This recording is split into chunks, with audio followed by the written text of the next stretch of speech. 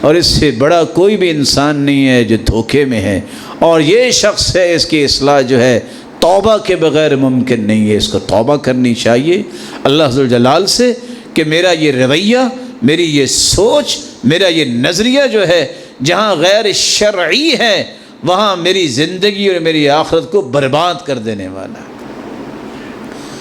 اور یہ یاد رہنا چاہیے، جس بندے کی یہ خواہش بن جائے کہ میں نے دوسرے کو کافر ثابت ہی کرنا ہے، اس کی اور شیطان کی خواہشات میں کوئی فرق نہیں۔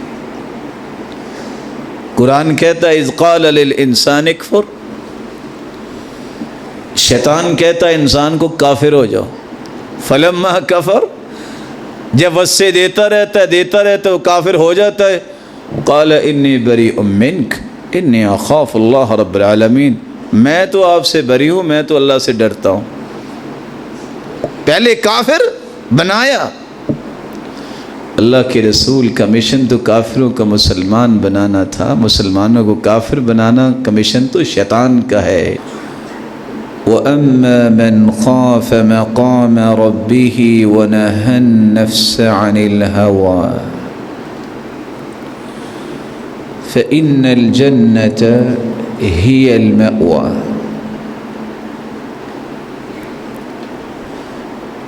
لائق ست تکریم سامعین مکرم، اللہ ذوالجلال ہم سب کے خالق و مالک اور رازق ہے، اس کا بے پناہ احسان ہے جس نے ہماری رشد و ہدایت کے لیے قرآن مجید جیسی نعمت سے ہمیں نوازا، اور پھر رسول اللہ صلی اللہ علیہ وسلم کو ہمارے لیے ہادی و مرشد بنا کے بھیجا۔ جن ہستیوں نے رسول اللہ صلی اللہ علیہ وآلہ وسلم سے تربیت حاصل کی، وہ روئے زمین میں مثالی ہستیاں قرار پائیں، بلکہ اللہ ذوالجلال نے قیامت تک آنے والی انسانیت کے ایمان کے لیے صحابہ کرام کے ایمان کو میزان اور مقیاس قرار دے دیا۔ وہ کون سے اصول اور ضابطے تھے جن کی روشنی میں رسول اللہ صلی اللہ علیہ وآلہ وسلم نے صحابہ کرام کی تربیت کی، تزکیہ کیا کہ وہ پوری کائنات کے لیے آئیڈیل بنے؟ ان اصولوں میں سے صرف ایک اصول جو آج میں آپ کی خدمت میں پیش کرنے جا رہا ہوں وہ یہ ہے کہ انہیں اپنے نفس پہ کنٹرول تھا، بلکہ نفس کی نوک پلک اس قدر وہ درست کر چکے تھے کہ اللہ ذوالجلال نے ان کے نفوس کو نفوس مطمئنہ بنا دیا تھا۔ نفس کس کو کہتے ہیں اور نفس کی اقسام کون سی ہیں؟ اس نفس کی تربیت کیسے ہو سکتی ہے؟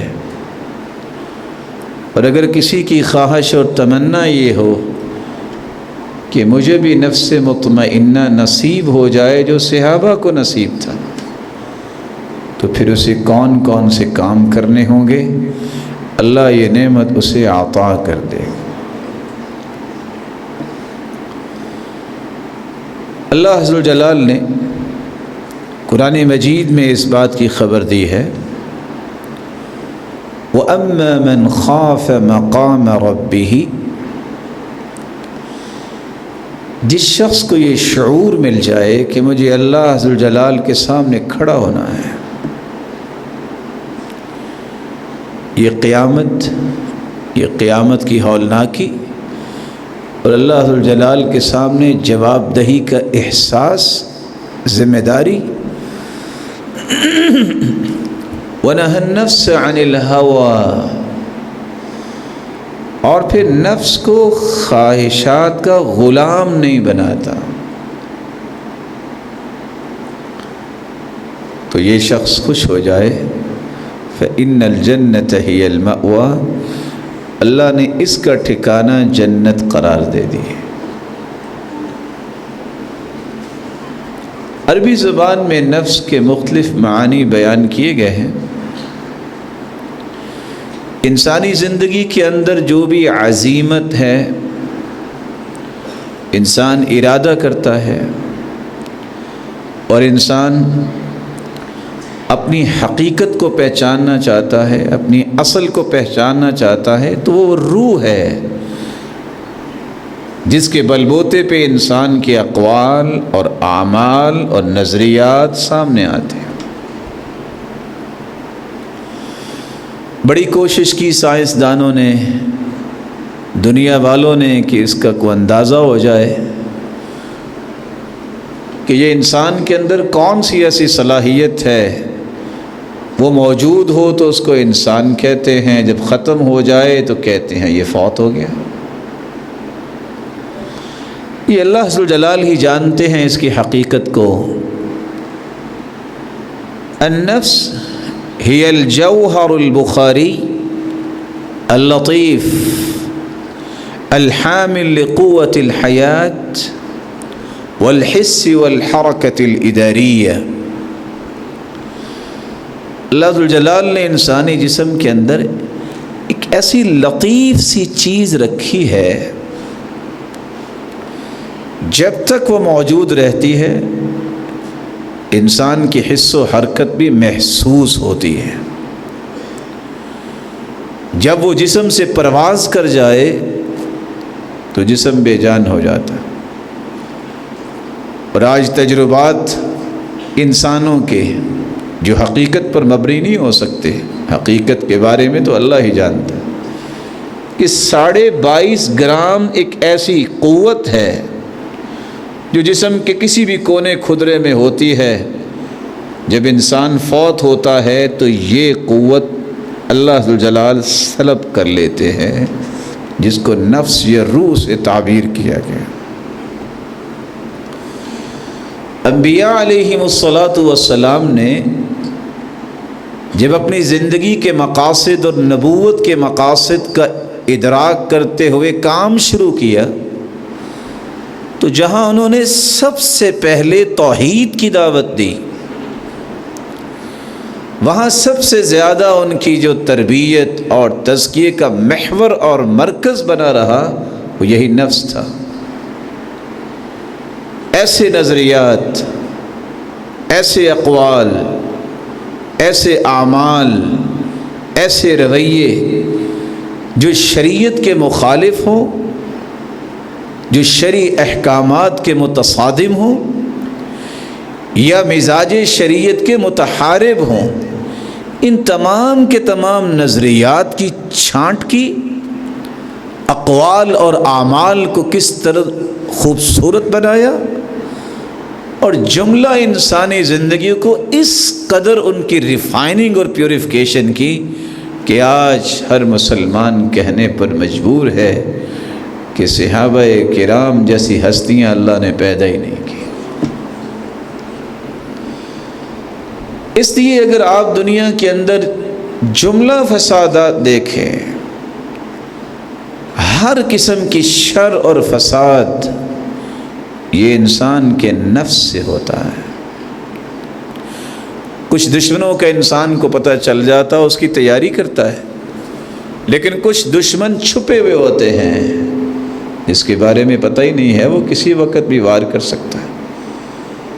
اللہ نے قرآن میں یہ تو کہہ دیا، ان الشیطان لکم عدو، شیطان تمہارا دشمن ہے، فاتخذوہ عدوا، اسے دشمن ہی سمجھو. تو سب لوگ کہتے ہیں اعوذ باللہ من الشیطان الرجیم، میں نے شیطان کے قابو نہیں آنا، کیونکہ پتہ چل گیا شیطان دشمن. قرآن نے یہ بھی کہہ دیا وَلَا تَغُرَّنَّكُمُ الْحَيَاةُ الدُّنْيَا، دنیا کی زندگانی میں رنگینیوں میں محو ہو جانا، گم ہو جانا، اور دنیا کی رنگینیوں میں انسان لتھڑا ہوا محسوس کرے، اسے دین کی بات یاد ہی کبھی نہ آئے کہ نماز بھی کوئی چیز ہے، روزہ بھی کوئی کام ہے، توحید بھی کوئی کام ہے، یہ بھی انسان کا دشمن ہے۔ لیکن جو خفیہ دشمن ہے، حیرانی کی بات ہے کہ دنیا کے اندر جہاں بھی خطبہ جمعہ ہوتا ہے، خطیب بھی یہ کہہ رہا ہوتا ہے وَنَعُوذُ بِاللَّهِ مِن شُرُورِ أَنفُسِنَا، اللہ ہمارے نفسوں کی شرارت سے ہمیں بچا۔ یہ بڑا مہم جملہ ہے۔ انسان جو اپنے نفس کی شرارت سے بچ جائے، جتنا بھی ملوث معاشرہ ہو جائے، برا معاشرہ ہو جائے، نیک لوگ پھر بھی موجود ہیں۔ جتنا بھی انسان نیک ہو، جب تک اللہ ذوالجلال اس کے نفس کی شرارت سے اسے محفوظ نہیں کرتے، وہ برائیوں سے محفوظ نہیں ہو سکتا۔ بعض لوگ کہتے ہیں، شاید کہ ان کا کہنا اپنے تجربے کی بنیاد پر ہو، بس جی کیا کریں، معاشرے میں فساد ہی بڑا ہے، معاشرے میں برائیاں ہی بڑی ہیں، بچنا بہت مشکل ہے۔ میں ان کی خدمت میں بڑے ادب سے قرآن کی ایک آیت پیش کروں گا تاکہ ان کا نظریہ بدل جائے، وہ اصلاح کے لیے تیار تو ہوں۔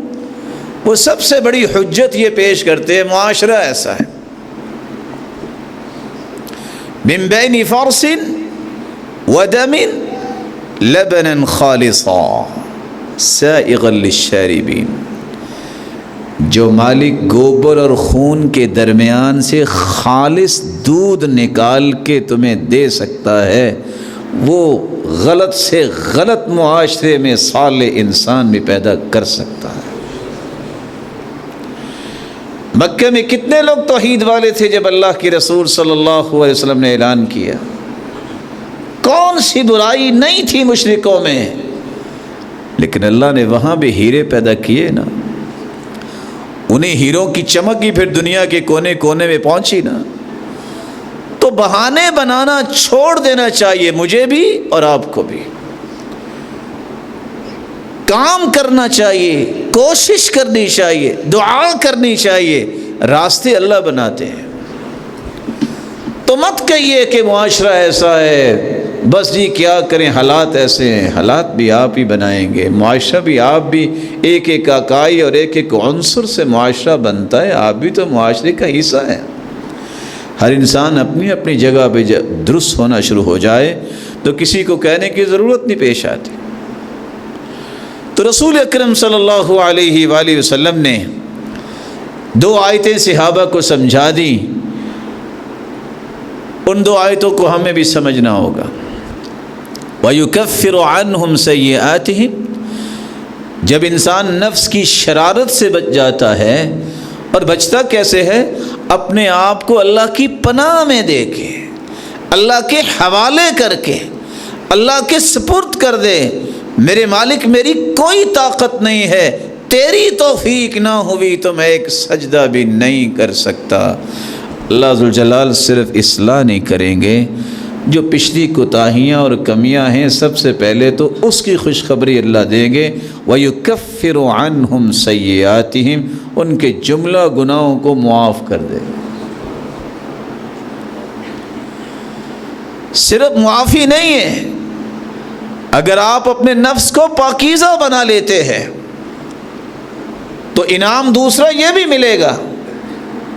يُبَدِّلُ اللَّهُ سَيِّئَاتِهِمْ حَسَنَاتٍ، میرے بندے آئندہ تو جو تو نے نیکیاں کرنی ہی کرنی ہے، شروع ہو جاؤ، لیکن ایک خوشخبری بھی ساتھ رکھنا، جو پچھلے سالوں میں گناہ کر چکے ہو نا، چونکہ تو نے توبہ سچی کر لی ہے، میں نے ان برائیوں کو بھی نیکیوں میں کنورٹ کر دیا ہے، اب سکون سے سفر کرو، برائیوں کا بوجھ بھی ختم، بلکہ وہ بوجھ جو ہے وہ خوشیوں کا بوجھ بنا، جو انسان کو پش کرتا ہے، آگے نیکی کی طرف لے کے چلتا ہے۔ لیکن یہ اس وقت تک نہیں ہوتا جب تک میرے بھائی میرے اور آپ کے نفس کی اصلاح نہیں ہوتی۔ ونعوذ باللہ من شرور انفسنا۔ اے اللہ ہم تیری پناہ مانگتے ہیں، ہمارے نفسوں کی شرارت سے ہمیں محفوظ فرما۔ اس لیے سلف کہا کرتے تھے وَمَنْ عَجَزَ عَنْ أَدَبِ نَفْسِ كَانَ عَنْ أَدَبِ غَيْرِهِ أَعْجَزْ۔ جو بندہ اپنے نفس کی اصلاح نہیں کر سکتا وہ دوسروں کی اصلاح کر سکتا ہے؟ کبھی نہیں ہو سکتا۔ جو بندہ عاجز ہے کہ اپنی اصلاح نہیں کر سکتا، میں اگر اپنی اصلاح نہیں کر سکتا تو میں کسی کی بھی اصلاح نہیں کر سکتا۔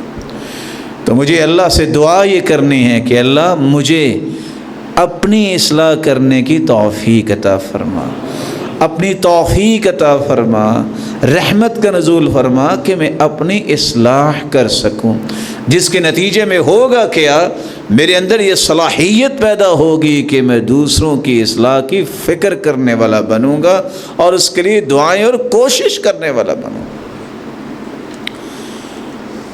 علماء امت نے نفس کی 26 اقسام بیان کی ہیں، جن میں سے میں صرف چند آپ کے سامنے رکھوں۔ آج یہ علم ختم ہو گیا ہے، ہمیں آج صرف علم یہ نظر آتا ہے کہ کس کے پاس ماسٹر کی ڈگری ہے، کس کے پاس ایم فل کی ڈگری ہے، کس نے کون سی ڈگری حاصل کی ہے، لیکن جنہوں نے اللہ ذوالجلال کا تقرب حاصل کرنا ہوتا ہے ان کے پاس ڈگری کیا ہوتی ہے کہ یہ اللہ نے جو قرآن اتارا ہے اس میں میرے لیے سبق کیا ہے۔ قرآن مجید کے مطالعہ سے پتہ چلتا ہے کہ انسانی نفس کی جو شکلیں بنتی ہیں، جو اس کے مدرکات ہوتے ہیں، کسی کا نفس کچھ سوچ رہا ہے، کسی کا نفس کچھ سوچ رہا ہے، کسی کا نفس کچھ سوچ رہا ہے اور اس کو پش بھی کر رہا ہے، کوئی برائی پہ لگائے ہوئے ہے، کوئی اچھائی پہ گامزن کیے ہوئے ہے۔ 26 قسم کے رویے نفس کے ہیں جن کو سمجھنا بہت ضروری ہے، جن میں سے 7 ایسے ہیں جن کا تذکرہ میں آج کروں گا کہ اس کے بارے میں تو معلومات ہر مسلمان کو ہر وقت ہونی چاہیے۔ ایک نفس لوامہ، ایک نفس امارہ ہے۔ کوئی شیطان نہ بھی آئے انسانوں کی شکل میں کہ آؤ یہ برائی کرے، آپ کا دشمن یہی کافی ہے کہ آپ کا من چاہتا ہے برائی کرو۔ یہ ہے نفس امارہ، برائی کا حکم دینے والا نفس اس وقت بنتا ہے پورا انسان 5.5 فٹ کا بڑا گبرو جوان ہوتا ہے، کڑیل جوان ہوتا ہے، لیکن لو ڈیزائرز، بڑی سفلی خواہشات کا یہ غلام ہوتا ہے۔ چند ٹکوں کے پیچھے ایمان بیچنے کے لیے تیار جب ہو جاتا ہے، جب اس کی خواہشیں اللہ کی رضا نہیں رہتی، اس کی خواہشیں صرف دنیا کی اغراض رہ جاتی ہیں، تو یہ نفس اس پہ ایسا مسلط ہوتا ہے کہ یہی اس سے برائی کروانا شروع کر دیتا ہے۔ کسی کے مشورے کی ضرورت ہی نہیں ہے اس بندے کو کہ یہ برائی کرے۔ وَمَا أُبَرِّئُ نَفْسِي إِنَّ النَّفْسَ لَأَمَّارَةٌ بِالسُّوءِ إِلَّا مَا رَحِمَ رَبِّي۔ یوسف علیہ السلام اللہ کے پیغمبر ہیں جن کی پاکیزگی کو قرآن نے بیان کیا ہے، وہ بھی اس بات کو بیان کر رہے ہیں وَمَا أُبَرِّئُ نَفْسِي إِنَّ النَّفْسَ لَأَمَّارَةٌ بِالسُّوءِ إِلَّا مَا رَحِمَ رَبِّي۔ اللہ نے پیغام اس قصے میں کیا دیا ہے؟ اللہ کی رحمت شامل حال نہ ہو تو کوئی بندہ نفس کی شرارت سے نہیں بچ سکتا۔ یہ نفس انسان کو برائی کی طرف لے جاتا، اور نفس امارہ کہتے ہی اس کو ہیں۔ پہچان ہے کہ میں نے کام کیا کرنا ہے، وَهِيَ الَّتِي تَعْرِفُ مَا يَجِبُ عَلَيْهَا وَتَأْمُرُ بِغَيْرِهِ۔ یہ علم ہوتا ہے کہ نیکی کیا برائی، لیکن ہمیشہ نیکی کے برخلاف انسان کو جو نفس تیار کرتا ہے اس کو نفس امارہ کہتے ہیں۔ اور یہ نفس امارہ انسان پہ مسلط کب ہوتا ہے؟ جب انسان کی زندگی کا کوئی ہدف نہ ہو، اس نے قیامت کے بارے میں اور اپنی آخرت کے بارے میں کوئی پلاننگز نہ کی ہیں، کوئی ویژن نہیں ہے کہ میں نے جنت میں درجہ لینا ہے، میں نے دنیا میں بہترین انسان بننا ہے، میں نے اللہ کی رضا حاصل کرنی ہے۔ آپ دنیا میں بڑے بڑے لوگ دیکھیں گے، وہ بیچارے اسی نفس کے غلام بن کے کوئی کام نہیں کر رہے، کوئی کام کر بھی رہا ہے، اگر کہیں اس کا وار ہو جائے وہ کرتا کرتا رک جاتا ہے۔ کیوں؟ یہ نفس ایسی زنجیریں ڈال دیتا ہے، انسان چلتا چلتا رک جاتا ہے، اس کی سوچ کے دھارے بدل جاتے ہیں اور اپنی برائیوں کی دلیلیں دینا شروع کر دیتا ہے۔ رسول اکرم صلی اللہ علیہ وآلہ وسلم نے فرمایا تھا، اللہ عز و جلال کبھی کسی قوم کو ہلاک نہیں کرتے جب تک وہ اپنے گناہوں کے دلائل نہ گھڑنے لگ جائیں۔ وہ دلائل تو اللہ نے قرآن میں نیکیوں کے اتارے ہیں، اللہ کے رسول نے دلائل دیے ہیں کہ اچھی زندگی کیسے گزارنی ہے۔ کبھی گناہ کی بھی دلیل دینی چاہیے کہ میں گناہ کیوں کر رہا ہوں، میری مجبوری تھی۔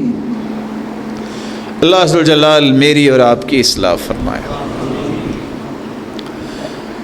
دوسرا نفس جو انسان کو زیادہ پریشان کرتا ہے، نفس ظالمہ، ظلم کرنے کا مزاج اور فکر جو ہے،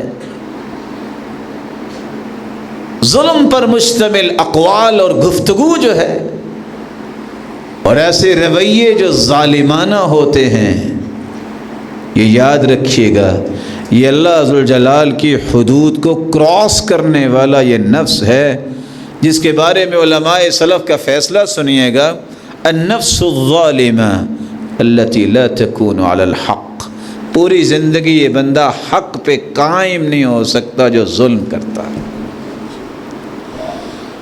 ظلم کا مطلب مار پیٹ ہی نہیں ہے اکیلی، شرک سب سے بڑا ظلم ہے، ان الشرک لظلم عظیم۔ اللہ عز و جلال کے بارے میں نظریات اور افکار انحراف والے بن جائیں، یہ بہت بڑا ظلم ہے۔ انبیاء اور رسل کی عظمت اور صحابہ کی عظمت سے نعوذ باللہ کوئی منکر ہو جائے، اس سے بڑا کوئی ظالم نہیں۔ وَمَنْ أَظْلَمُ مِمَّنْ مَنَعَ مَسَاجِدَ اللَّهِ، جو اللہ کی مسجدوں اور دین کی جگہوں سے لوگوں کو روکتا ہے، اس سے بڑا کوئی ظالم نہیں ہے۔ ایک ظلم یہ ہے کہ آپ کسی انسان پہ کرتے ہیں، وہ بھی ظلم ہے، اس کا بدلہ دینا پڑے گا۔ حتیٰ کہ حدیث کہتی ہے کہ سینگوں والی بکری نے اگر ٹکر ماری ہوگی ایسی بکری کو جس کے سینگ نہیں ہے، قیامت کو اس کا بھی بدلہ اللہ دلوائے۔ تو کیا کسی قوت والے کے ہاتھ سے کسی کو اگر گزن پہنچی ہے تو اس کا بدلہ نہیں ہوگا؟ آپ بسا اوقات اپنے اوپر بھی ظلم کر رہے ہوتے ہیں، بچوں پہ ظلم کر رہے ہوتے ہیں، بیوی پہ ظلم کر رہے ہوتے ہیں، یہ بھی بہت بڑا ظلم ہے۔ اللہ عز و جلال نے آپ کو اولاد نعمت دی ہے، اس اولاد کو نماز نہ پڑھانا بلکہ کہنا یہ برائی کر کے آؤ، اس سے بڑا ظالم کون ہے؟ کسی کو اللہ عز و جلال نے نمازی بیوی عطا کی ہے، اس کو حبس بے جا میں اس طرح رکھنا کہ جانور ہے، نہیں تم ماں سے مل سکتی، نہیں تم بہنوں سے مل سکتی، نہیں تم کہیں جا سکتی، نہیں آ سکتی، کیا اس ظلم کا حساب نہیں دینا پڑے گا؟ یہ زندگی ہے۔ اور حجت یہ ہوتی ہے میری پرائیویسی ہے، یہ پرائیویسی جو ہے 1400 سال پہلے بھی تھی کہ نہیں تھی؟ دنیا جہان کی حیا کو اکٹھا کیا جائے تو محمد مصطفیٰ کے گھرانے کی حیا کا مقابلہ نہیں کر سکتا، لیکن اللہ کے رسول صلی اللہ علیہ وسلم نے اس طرح کا کوئی ظلم دنیا کے سامنے پیش ہونے دیا ہے؟ ما ضرب رسول اللہ صلی اللہ علیہ وسلم خادما ولا امرأة قط، پوری زندگی اللہ کے رسول صلی اللہ علیہ وسلم نے کسی بھی زوجہ محترمہ کو مارا نہیں ہے۔ یہ آج نہ جانے کہاں سے یہ قوم آ گئی ہے، ہر دوسرے گھر کی بات یہ ہے بس جی مار پٹائی بہت ہوتی ہے۔ اس ظلم کا حساب دینا پڑے گا، بے جا اپنی نفسانی خواہشات کا غلام بن کے پابندیاں لگا دینا، اس کا حساب دینا ہوگا۔ آج وقت ہے اس ظلم سے باز آ جائیے۔ گھر بنتے ہیں رونقیں دوبالا کرنے کے لیے، گھر اس لیے نہیں بنتے کہ جو رونقیں تھیں ان کو ذبح ہی کر دیا جائے۔ شادی اللہ کی رحمت کا نام ہے، اس لیے قرآن نے 2 لفظ بولے ہیں، مودتاً ورحمہ۔ جوانی میں محبت غالب ہوتی ہے زوجین کی، ذرا عمر بڑی ہو جائے تو رحمت غالب ہوتی، ایک دوسرے کا احساس بڑھ جاتا ہے۔ یہ کون سا احساس ہے کہ جیسے ہی بچے جوان ہوں اور منٹ لگتا ہے طلاق دینے پہ، کس بات پہ؟ جو چھوٹی سی بات تھی۔ اس بندے کا ضمیر یہ برداشت کر گیا ہے کہ میں اپنی زندگی کے 5 سے 10 سے 15 سے 20 سال ایک گھر کو چلانے کے بعد 1 منٹ میں ختم کر سکتا ہوں۔ آپ اس بندے کی ذہنیت کا اندازہ کر سکتے ہیں کہ وہ دین کے بارے میں کتنا سوچتا ہے۔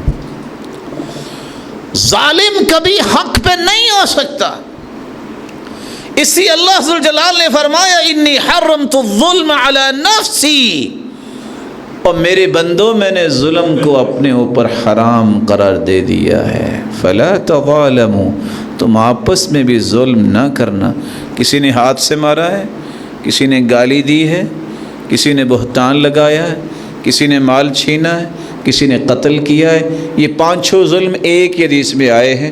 قیامت کو بندہ آئے گا، نمازی بھی ہوگا، روزے دار بھی ہوگا، صدقہ بھی کرتا ہوگا، لائن لگی ہوگی اس حقوق لینے والوں کی۔ حقوق کہاں سے دے گا؟ اللہ اس کی نیکیاں اسے پکڑ پکڑ کے دیں گے۔ وَإِنْ فَنِيَتْ حَسَنَاتُهُ قَبْلَ أَن يُقْضَى مَا عَلَيْهِ، ابھی حقوق لینے والوں کی لائنیں لگی ہوں گی، اس کی نیکیاں ختم ہو جائیں گی۔ اللہ ذوالجلال کیا کریں گے؟ اس کے گناہوں کو پکڑ کے جو مظلوم ہے اس نمازی، روزے دار، صدقہ کرنے والے کے سر پہ رکھے گا، بوجھ اتنا گناہوں کا ہو جائے گا اسے جہنم میں پھینک دیا جائے گا۔ کبھی زندگی میں ظلم کی خواہش نہ کیا کریں۔ مومن ہمیشہ مومن کے بارے میں حسن ظن رکھتا ہے، بدگمان نہ ہوا کریں۔ کسی کے بارے میں اپنی من چاہی سوچ نہ بنائیں کہ ایسا ہوگا، آپ غیب نہیں جانتے۔ قل لا يعلم من في السماوات والارض الغیب الا اللہ، اللہ کے سوا کوئی غیب نہیں جانتا۔ ایک شخص نے اس شخص کو بلایا، وہ نہیں آیا، بڑا غصہ اس کو، اتنا غصہ میں نے بولنا ہی نہیں ہے۔ ایک دن خیال آیا کہ آج چلو میں بولنا تو نہیں ہے، جا کے اس کو سنا تو آؤں نا۔ میں جا کے دروازہ کھٹکھٹایا، بپھرا ہوا تھا اسی طرح۔ بچہ باہر آیا، کہتا کدھر ہے آپ کے ابو؟ کہا انکل وہ 2 مہینے پہلے سے فوت ہو گئے ہیں۔ اور اس کو کیا غصہ ہے؟ میری دعوت پہ آیا نہیں۔ کس قدر شرمندگی کا یہ پہلو ہے کہ ایک شخص آپ کی دعوت سے پہلے فوت ہو چکا ہے، اور آپ کا شیطان اس قدر آپ پہ مسلط ہے اور آپ کو کہہ رہا ہے کہ اس نے میرے ساتھ زیادتی کی ہے۔ اس کے بارے میں پوچھ تو لو آپ۔ آخر کب تک میرے نفس اور میرے دل کی اصلاح ہوگی؟ ہمارے ان کانوں نے سنا، اللہ ذوالجلال نے جن کو توفیق دی ہے۔ استاد نے آنا تھا، نہیں آ سکے، لاکھوں روپے خرچ کیے گئے پروگرام پہ، لیکن اسٹیٹ سیکرٹری آیا کہ مدینہ سے چل کے آنا تھا کویت، اس نے کہا اللہ ذوالجلال انہیں سلامت رکھے، فلائٹ نہیں مل سکی، وہ پروگرام پہ نہیں پہنچ سکے۔ اللہ جہاں بھی ہیں ان پہ کروڑہ رحمتیں فرما، ان کی حفاظت فرما۔ مزہ آ گیا۔ یہ ہے ایمان۔ ہمارا ایمان کیا ہے؟ نہیں آیا نا، یہ پوری زندگی اس شہر میں قدم نہیں رکھے گا۔ اپنے ایمان کی اصلاح کیجیے، نفس کی اصلاح کیجیے، یہ انانیت کے بت اپنے پاؤں تلے دبا دیجیے جو اللہ کے رسول نے صحابہ کرام کو سکھائے تھے۔ اللہ کے رسول نے قسم اٹھائی تھی بیت اللہ کا طواف کرتے وقت، بیت اللہ تیری شان بہت ہے، لیکن اس ذات کی قسم جس کے ہاتھ میں میری جان ہے، بیت اللہ تجھ سے زیادہ ایک مومن کی عزت ہے، تیری ایک حرمت ہے۔ وحرم من المؤمن ثلاثا دمہ ومالہ، مومن کی عزت پامال کرنا اور مومن کا مال اور مومن کی جان کا دشمن بننا، یہ تین حرمتیں مومنوں کی، بیت اللہ تیری تو ایک حرمت ہے۔ وَيُظَنَّ بِهِ ظَنُّ السُّوءِ، مسلمان کے بارے میں کبھی بدگمان نہیں ہوتے۔ نفس کی اصلاح کے لیے ظالمانہ سوچ، رویے، جو زندگی کے سراؤنڈنگ میں آپ کے لوگ ہیں، آپ کے دوست اور سب سے پہلے آپ کے والدین، آپ کی بیوی بچے اور آپ کے تعلق والے، کسی کے ساتھ بھی ظلم کرنے سے اپنے آپ کو بچانا چاہیے۔ نفس کی ایک تیسری قسم بھی ہے، نفس ظالمہ۔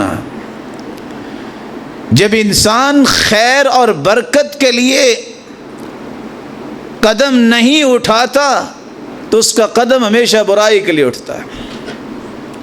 یہاں سوچ اگر دینی نہیں ہوگی تو شیطان بڑی سوچیں لائے گا۔ جدال، جھگڑا، بحث و تکرار، ڈیبیٹ میں پڑے رہنا، ہر وقت فکری گتھم گتھا رہنا، ایک نے بات کی 6 رد کیے، اس نے 7 رد کیے، سارا دن اس پہ ضائع ہو رہا ہے، نوجوانوں کا بھی اور جو دانشور ہیں انہوں کا بھی، اور جو سمجھتے ہیں کہ بڑے بڑے ڈگری ہولڈر ہیں، بڑے بڑے نام ہیں۔ اللہ سے ڈرو، اس بات کو سمجھ لو، اذا اراد اللہ بعبدہ الخیر، اللہ جب کسی سے بھلائی کا ارادہ کرتا ہے، فتح له باب العمل واغلق علیہ باب الجدل، اللہ جب کسی کو پسند کرتے ہیں تو اس کے سامنے لڑائی اور جدال کے دروازے بند کر دیتے ہیں، عمل کے دروازے کھول دیتے ہیں۔ وَإِذَا أَرَادَ اللَّهُ بِعَبْدِهِ الشَّرَّ، اور اگر اللہ ذو الجلال کسی کو پسند نہیں کرتا، فَتَحَ لَهُ بَابَ الْجَدَلِ وَأَغْلَقَ عَلَيْهِ بَابَ الْعَمَلِ، تو اللہ ذو الجلال اس کی لڑائی بڑائی کے دروازے کھول دیتے ہیں، عمل کے دروازے بند ہو جاتے ہیں۔ اب اکیلے بھی دیکھیے گا، سنتیں نہیں پڑھیں گے، نمازوں کی کوئی حالت نہیں، پوچھ لیں قرآن کتنا پڑھتے ہیں، سوال ہی نہیں پیدا ہوتا، عمل کے دروازے بند ہو جاتے ہیں، صرف لڑائی اور جھگڑے کے دروازے کھلے۔ اس نفس کی اصلاح یہ ہے، آپ کی اور میری کوشش یہ ہونی چاہیے کہ ہم کسی سے الجھیں گے نہیں، ہم جھگڑیں گے نہیں، ہم فساد کو پسند نہیں کریں گے۔ مومن ہوتا ہی وہ ہے جس کے ایمان کا داعیہ مضبوط ہوتا ہے، وہ اتنا ہی امن پسند ہوتا ہے، وہ کبھی بھی پسند نہیں کرتا کہ اس کے معاشرے میں کسی قسم کا فساد ہو۔ وہ ہمیشہ افراتفری سے، ہمیشہ شر انگیزی سے، خون ریزی اور فساد سے دور رہتا ہے، اور کہتے ہی اس کو مومن ہے۔ اس لیے رسول اللہ صلی اللہ علیہ وسلم نے فرمایا تھا، قیامت کی نشانیوں میں ایک نشانی یہ بھی ہے، حرب و حرب، یہ افراتفری عام ہو جائے گی اور شر انگیزی پھیل جائے گی، خون ریزی عام ہو جائے گی، ہمیں اس کا حصہ نہیں بننا۔ اگر اس نفس کی اصلاح کرنی ہے، جہاں بھی جھگڑے، فساد اور جنگ و جدال کی بات ہو، وَإِذَا خَاطَبَهُمُ الْجَاهِلُونَ قَالُوا سَلَامًا، بھائی میں معذرت خواہ، میں جھگڑا نہیں کروں، سمجھ آپ کو میری بات نہیں آئی، میں معذرت خواہ ہوں، اللہ سے دعا کروں گا کہ میرے اندر صلاحیت پیدا کرے، میری اصلاح کرے کہ میں آپ کو سمجھا سکوں، یا میری اللہ ذو الجلال اصلاح کر دے اگر میں کسی غلطی پہ کھڑا ہوں۔ یہ ہے مومن بندے کا نفس، فوراً اپنی غلطی کو تسلیم کر لینا اور اللہ کے حوالے کر دینا، اور جنگ و جدال کے لیے اور بحث و تکرار کے لیے تیار ہو جانا۔ یہ نفس مجادلہ جو ہے، جدال کرنے والا، یہ انسان کو کسی وقت کسی طرف بھی لے جا سکتا۔ نفس کی ایک چوتھی حیثیت بھی ہے، النفس المجزیہ، فیصلے اللہ کے ہاں ہیں، کون جنتی ہے کون جہنمی ہے، لیکن بعض لوگوں کا مزاج اتنا ترش ہو جاتا ہے چھوٹی سی بات ہوئی کافر، جہنمی، ملعون۔ آپ کو کس نے حق دیا ہے کسی کو جہنمی کہنے کا؟ یہ بدلہ دینا اور طے کر لینا کہ اس کو بدلہ کیا ملنا ہے، آپ کی صلاحیت کیا ہے؟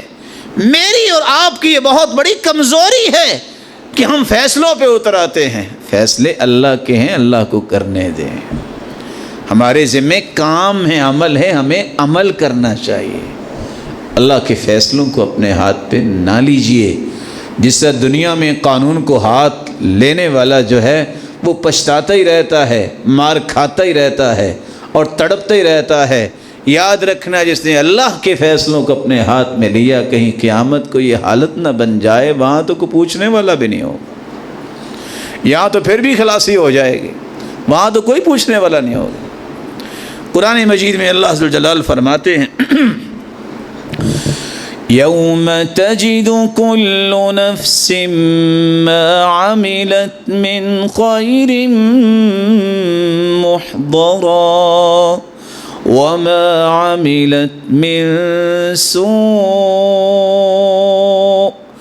تود لو أن بينها وبينه أمدا بعيدا ويحذركم الله نفسه والله رؤوف بالعباد۔ یہ فیصلے قیامت کو ہونے ہیں کہ اچھا عمل کس کا ہے، اس کو اللہ جنت دے گا، اور اللہ نے جنت دینی ہے۔ یہ جنت اور جہنم کے فیصلے اللہ نے کسی کو نہیں دیے، اپنے پاس رکھے ہیں۔ اس لیے جنت اور جہنم کے ٹکٹ تقسیم کرنا اس سے بڑا کوئی ظالم نہیں ہے، اور اس سے بڑا کوئی بھی انسان نہیں ہے جو دھوکے میں ہے، اور یہ شخص ہے اس کی اصلاح جو ہے توبہ کے بغیر ممکن نہیں ہے۔ اس کو توبہ کرنی چاہیے اللہ ذو الجلال سے کہ میرا یہ رویہ، میری یہ سوچ، میرا یہ نظریہ جو ہے جہاں غیر شرعی ہے وہاں میری زندگی اور میری آخرت کو برباد کر دینے والا ہے۔ اور یہ یاد رکھنا چاہیے جس بندے کی یہ خواہش بن جائے کہ میں نے دوسرے کو کافر ثابت ہی کرنا ہے، اس کی اور شیطان کی خواہشات میں کوئی فرق نہیں۔ قرآن کہتا ہے اذ قال للانسان اکفر، شیطان کہتا ہے انسان کو کافر ہو جاؤ، فلما کفر، جب وصے دیتا رہتا ہے وہ کافر ہو جاتا ہے، قال انی بریء منک انی اخاف اللہ رب العالمین، میں تو آپ سے بری ہوں، میں تو اللہ سے ڈرتا ہوں۔ پہلے کافر بنایا، اللہ کے رسول کا مشن تو کافروں کا مسلمان بنانا تھا، مسلمانوں کو کافر بنانا کا مشن تو شیطان کا ہے، یہ کسی مسلمان کا نہیں ہونا چاہیے۔ آپ اس بات کی کوشش کریں کہ تربیت کا مزاج معاشرے میں ایسا ہو، ایک نہیں 13 ممالک، یہ ملائیشیا اور یہ پوری پٹی جو ہے، کیسے مسلمانوں میں لوگ، تاجر برادری جاتی تھی، لوگ کہتے تھے آپ جھوٹ نہیں بولتے، کہتے بھائی ہم مسلمان ہیں، اسلام میں جھوٹ نہیں۔ وہ کہتے آپ دھوکہ کیوں نہیں دیتے، کہتے نہ اسلام نے منع کیا، ہم دھوکہ نہیں دے سکتے۔ آپ لوگوں کے اخلاق بڑے اچھے ہیں، اب گالیاں نہیں دیتے، کہتے بھائی مسلمان ہیں، مسلمان نہیں گالیاں دیتا۔ یہ 13 ممالک کی تاریخ پڑھ کے دیکھیے، بلکہ اس سے بھی زیادہ مسلمان ہوئے ہیں تو مومنوں کے خوبصورت رویوں کو دیکھ کر۔ ہمیں اس بات کی کوشش کرنی ہے کہ ہمارے ایمان کو دیکھ کے وہ کافر بھی مسلمان ہو، یہ نہ ہو کہ ہمارے رویوں کو دیکھ کے کہے کیسے مسلمان ہوں، یہ تو لوگ کیسے اعمال کرتے ہیں۔ اللہ میری اور آپ کی اصلاح فرما دے۔ ایک 5واں طریقہ ہے نفس کی اصلاح کا جو قرآن نے بیان کیا ہے کہ نفس جو ہے اس کو عاملہ بناؤ، اس کو ہر وقت کوئی نہ کوئی ہوم ورک دو۔ میں نے نماز پڑھنی ہے، پڑھنی، ذکر کرنا ہے کرو، قرآن پڑھنا ہے، میں نے خیر خواہی کرنی ہے، میں نے کسی کی خدمت کرنی ہے، میں نے کسی کے کام آنا ہے، بڑے کا احترام کرنا ہے، چھوٹے پہ شفقت کرنی ہے، سارا کچھ ہو گیا، اب میں نے دعائیں بھی کرنی ہیں مسلمانوں کے لیے، اسے کام لو۔ یہ خود بخود ٹھیک ہو جائے گا۔ یہ عمل کروائیں گے تو اس کے اندر لطافت پیدا ہوگی، اس کو آپ چھوڑ دیں گے تو نئی چیز بھی پرانی کیا خراب ہو جاتی ہے، تعفن آ جاتا ہے اس میں۔ اس نفس سے جب تک نیکی کے کام نہیں کروائیں گے اس کی اصلاح نہیں ہوگی۔ آپ جانتے ہیں انسان جتنا علم استعمال کرتا ہے اتنا ہی بڑھتا ہے، انسان جتنا کام کرتا ہے کہتے ہیں اس کا لینتھ ایکسپیرینس ہے، اس نفس سے جتنے نیکی کے کام لوگے اتنا یہ پیارا بنے گا اور آپ کو خوشیاں ہی دے گا۔ پھر جا کے جب کام پہ لگائیں گے تو آپ کو چھٹی حیثیت حاصل ہوگی، نفس لوامہ۔ آپ کو کسی اور عدالت میں جانے کی ضرورت نہیں پڑے گی، آپ کا داخلی ضمیر جو ہے وہ عدالت لگا کے بیٹھے گا۔ آپ جب بھی نماز لیٹ کریں گے کہے گا ہوش کرو، نماز لیٹ کر رہے ہو۔ آپ معمولی سی بات کو گڑبڑ کرنے لگو گے، آپ کا ضمیر یہ جج فیصلہ دے گا کیا کر رہے ہو، یہ بات صحیح تو نہیں کر رہے، تم جھوٹ کیوں بول رہے ہو، غلط بیانی کیوں کر رہے ہو۔ یہ ضمیر جب شعور اس میں آ جائے، لوامہ ملامت کرنے والا ضمیر جب انسان کو نصیب ہو جائے، اس کو پھر کسی اور کی اصلاح کی ضرورت نہیں ہوتی، یہ ہر وقت اپنی اصلاح میں لگا رہتا ہے۔ اس لیے طوبى لمن شغله عیوبه عن عیوب الآخرین، خوش نصیب وہ لوگ ہیں جو اپنے ہی عیبوں کو بہتر کرنے کے لیے کوشش کرتے رہتے ہیں، وہ دنیا کے عیبوں کو ٹٹولنے اور ان پہ اپنی صلاحیتیں صرف کرنے کا موقع ہی ان کو نہیں ملتا۔ جب یہ حیثیت نصیب ہو جاتی ہے، انسان کے اندر ملامت کا دھائیہ تیز ہو جاتا ہے کہ میں نے برائی نہیں کرنی، میں نے کسی کے ساتھ ظلم نہیں کرنا، میں نے جھگڑا نہیں کرنا، میں نے کسی کو دکھ اور تکلیف نہیں دینی۔ انسان جب اس پہ سفر کرتا ہے ایک ایسے درجے پہ پہنچتا ہے کہ وہ شریعت کی 100% چیزوں کو مان لیتا ہے تو اللہ اسے نفس مطمئنہ نصیب کر دیتا ہے۔ اور نفس مطمئنہ کا معنی ہی یہ ہے کہ اللہ ذوالجلال کے دین پر 100% مطمئن ہونا، میں ٹھیک نہیں ہوں، جو اللہ اور اس کے رسول نے فرمایا ہے یہی بات ٹھیک ہے اور مجھے اس کے مطابق زندگی گزارنی ہے۔ یہی وہ نفس مطمئنہ صحابہ کرام کو اللہ نے عطا کیا تھا، ان کے اندر کبھی بھی تزلزل نہیں آیا۔ اللہ کے رسول نے جو بات کہہ دی، آپ نے قصہ متعدد بار سنا ہے، ابو جہل کو بڑا موقع ملا جب معراج کا موقع آیا تو 40 دن کا سفر ہے مکہ سے شام کا۔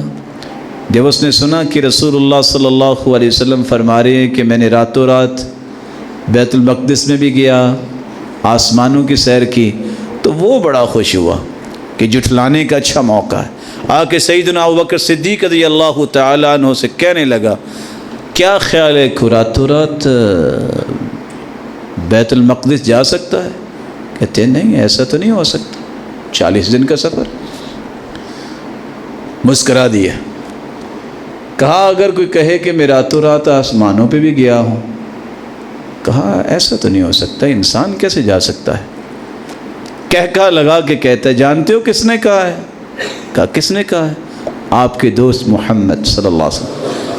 کہا انی لاصدقہ فیما هو ابعد من ذلک، یہ دو باتیں تو ہیں ہی ہیں، اس سے بھی کوئی بڑی بات انہوں نے کہہ دی ہے تو میں مانتا ہوں ہو سکتا ہے۔ نہ کوئی میرز پوچھے، نہ دلائل پوچھے، کیسے ہو سکتا ہے، کیسے نہیں ہو سکتا، محمد کریم کی زبان سے نکلا ہے نا، ہو سکتا ہے۔ عقل کے گھوڑے نہیں دوڑائے۔ یہ عقل کے گھوڑے دوڑانے والا کون تھا؟ ابو جہل، دشمن۔ یہ کیسے ہو سکتا ہے کہ 40 دن کا سفر جو ہے وہ طے کر لے، آسمان پہ جائے؟ لیکن جن کو نفس مطمئنہ اللہ نے نصیب کیا ہوتا ہے، انہوں نے کیا کہا؟ اس سے بھی کوئی بڑی بات ہے تو بتائیے ہو سکتا ہے، کیونکہ محمد مصطفیٰ کی زبان پہ اللہ حق کے سوا کوئی بات جاری کرتے ہی نہیں ہے، ان سے بڑی صداقت اللہ نے کسی کو عطا کی ہی نہیں ہے۔ اللہ ہمیں نفس مطمئنہ نصیب فرمائے۔ مورخین لکھتے ہیں کہ عبداللہ ابن عباس رضی اللہ تعالیٰ عنہ جب فوت ہوئے، جب ان کی نعش پڑی ہوئی تھی تو اچانک سے ایک پرندہ ان کے کفن میں آیا۔ امام ذہبی نقل کرتے ہیں کسی نے نہیں دیکھا. جب ان کا جنازہ اٹھانے لگے تو پرندہ بھی گیا اور یہ آواز آئی یا ایتھا النفس المطمئنہ ارجعی الی ربک راضیۃ مرضیہ فادخلی فی عبادی وادخلی جنتی. اے مطمئن جان اپنے رب کی طرف چلی جاؤ، راضی ہو کے جاری ہو تو رب بھی تجھ پہ راضی ہے، آ جاؤ جنت میں داخل ہو جاؤ. اللہ ایسا نفس مطمئنہ ہم سب کو نصیب فرمائے. وآخر دعوانا الحمد للہ.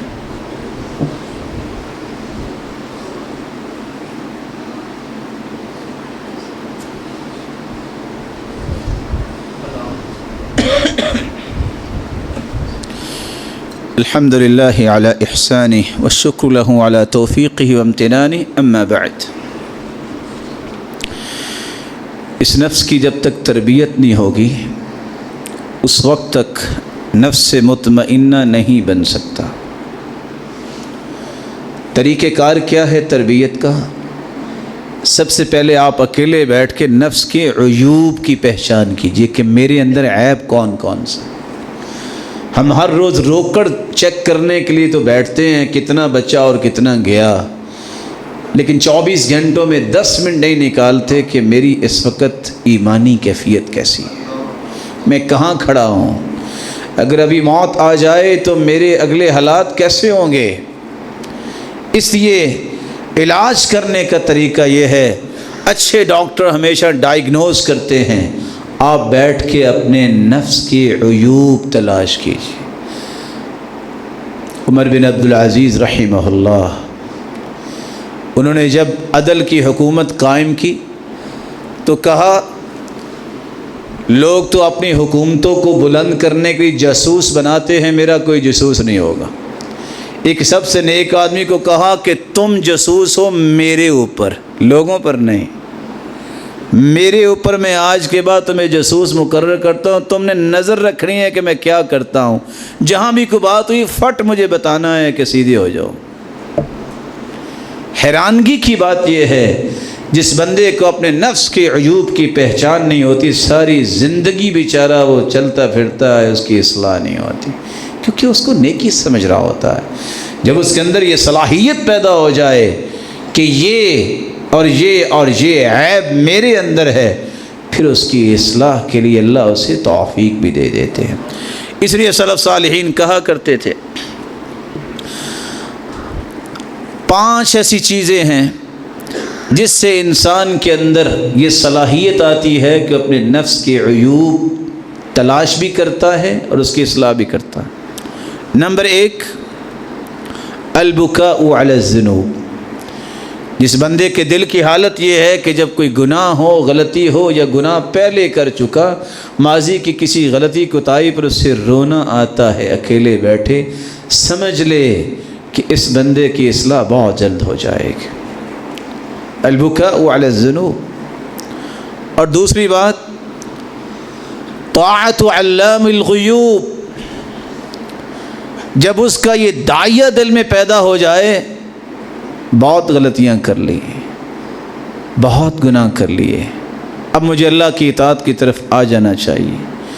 جب وہ بر وقت نماز پڑھنے کے لیے تڑپتا نظر آئے، قرآن کی طرف لپکتا نظر آئے، اور ہر نیکی کے کام کے لیے اس کے قدم بڑھتے نظر آئیں، خوش ہو جانا چاہیے کہ میں اللہ کے قریب جا رہا ہوں.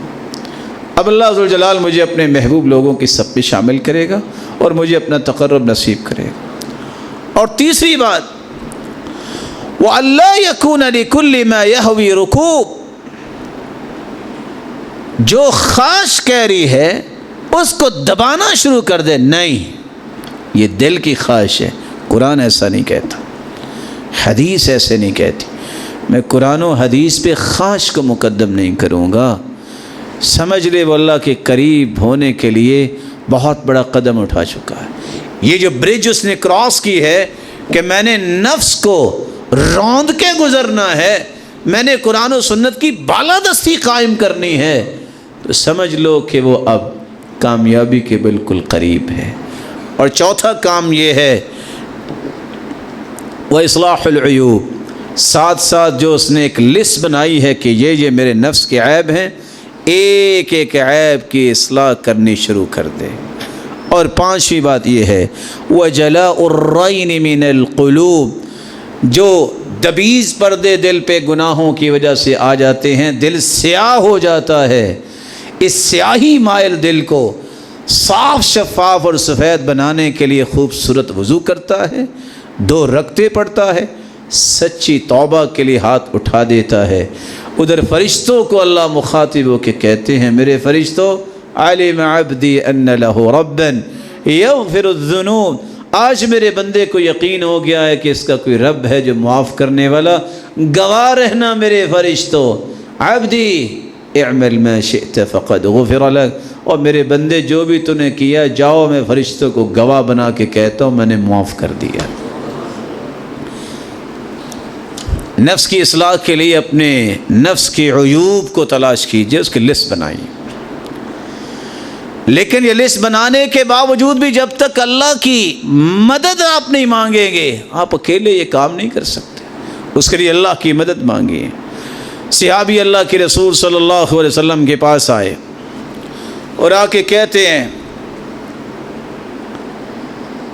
کہ آپ کا دادا تو بڑی خدمت کرتا تھا لوگوں کی، وہ آپ کی قوم کا بڑا انسان تھا، سنا ہے کہ آپ اللہ کے پیغمبر ہیں، مجھے آپ کیا حکم دینا چاہیں گے؟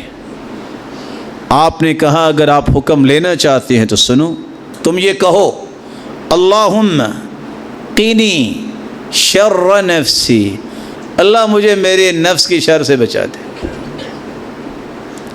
وَعَزِمْ لِي عَلَيَّ أَرْشَدِ أَمْرِي، اللہ وہ کام مجھے کرنے کی توفیق دے جو سب سے بہترین ہو۔ 2 باتیں کہی، وہ گئے، کچھ مدت کے بعد واپس آئے، کہتے ہیں کیا کمال کی نصیحت آپ نے کی کہ شر سے بچنے کی اللہ سے درخواست میں کرتا رہا، اب میرا نفس مجھے شرارت کی طرف نہیں لے کے جاتا، اور اللہ نے ایسے کام کی توفیق دی جو اللہ کے ہاں پسندیدہ ہیں۔ اب ایک اور نصیحت کر دیجیے، آپ نے فرمایا سنو اللہم اغفر لی ما اسررت وما اعلنت وما اخطأت وما عمدت وما علمت وما جہلت، یہ پڑھا کرو یا اللہ جو میں نے خفیہ گناہ کی وہ بھی معاف کر دے، جو ظاہری کی وہ بھی معاف کر دے، جان بوجھ کے کی وہ بھی معاف کر دے، غلطی سے ہو گئے وہ بھی معاف کر دے، پہلے جو ہو گئے وہ بھی معاف کر دے، اور آئندہ سے بچا لے۔ یہ دعا یاد کر لیجئے۔ اور دوسری دعا تو آپ پڑھتے ہی ہوں گے، صحیح بخاری کی روایت ہے، رسول اکرم صلی اللہ علیہ وسلم سے سیدنا ابوبکر رضی اللہ تعالیٰ عنہ نے گزارش کی مجھے کوئی ایسی دعا بتائیے جو بڑی نفع والی ہو، تو آپ نے کیا دعا سکھائی؟ اللہم انی ظلمت نفسی ظلما کثیرا ولا یغفر الذنوب الا انت فاغفر لی مغفرة من عندک۔ یہ دعا کثرت سے پڑھیں، اور اگر آپ سونے لگے ہیں تو آپ یہ دعا ضرور پڑھتے ہوں گے۔ یاد ہے کسی کو سوتے وقت کیا دعا پڑھتے ہیں؟ اللہم انی اسلمت وجہی الیک وفوضت امری الیک والجأت ظہری الیک لا ملجا ولا منجا وملکجا منک الا الیک آمنت بکتابک الذی انزلت وبنبیک الذی ارسلت۔ اور دوسری دعا جب ہم پڑھتے ہیں اپنے نفس کے بارے میں، اللہ یہ جان تیرے حوالے ہے، ان ارسلتها ان امسکتها فارحمها، اللہ اگر تو نے نفس کو بلا لیا روح کو اپنے پاس تو اس پہ رحم فرما دینا، وَإِنْ أَرْسَلْتَهَا فَاحْفَظْهَا بِمَا تَحْفَظُ بِهِ عِبَادَكَ الصَّالِحِينَ، اور اگر تو واپس کر دے یہ روح، سوتے وقت انسان پڑھتا ہے تو میرے مالک پھر اس کی حفاظت بھی ایسے کرنا جیسے تو اپنے نیک بندوں کی حفاظت کرتا ہے۔ سیدنا عبد الرحمن بن عوف کے پیچھے ایک بندہ لگا تھا، اتنے بڑے خزانوں کا مالک ہے، یہ پڑھتا کیا ہے؟